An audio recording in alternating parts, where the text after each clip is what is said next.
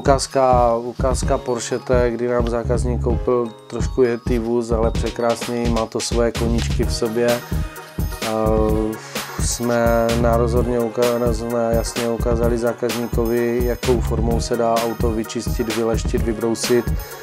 Jsou dvě varianty, je varianta rychlá a levná, je varianta poctivá a kvalitní. Jo. Trvá delší dobu.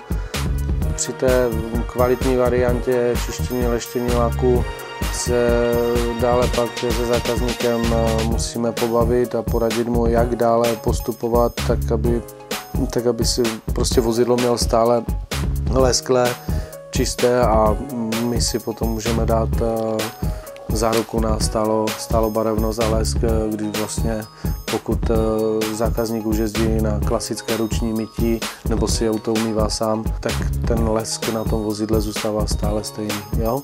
Je to vlastně jakoby doživotní záruka na svoji práci.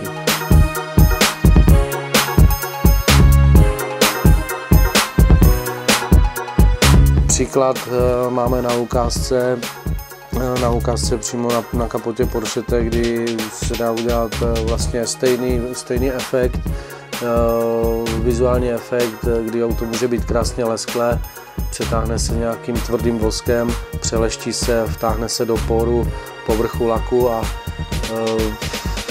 po několikaterém mytí tento vosk se urve, stáhne se pryč a povrch laku zůstane zase matný a prostě nějaký takový vyšisovaný.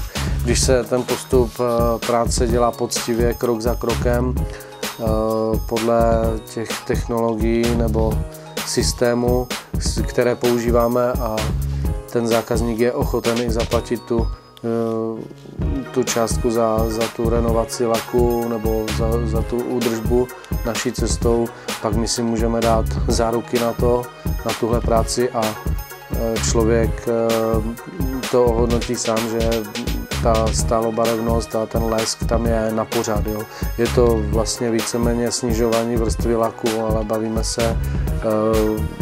bavíme se o mikronech, není to žádné podbrušování nějakým šíleným způsobem, protože norma je 80 až 130 mikronů a snižování vrstvy laku leštěním, broušením, systémy, které používáme, je tak maximálně 3 až 8 mikronů při naší práci, kterou vlastně provedeme na tom vozidle, na tom laku.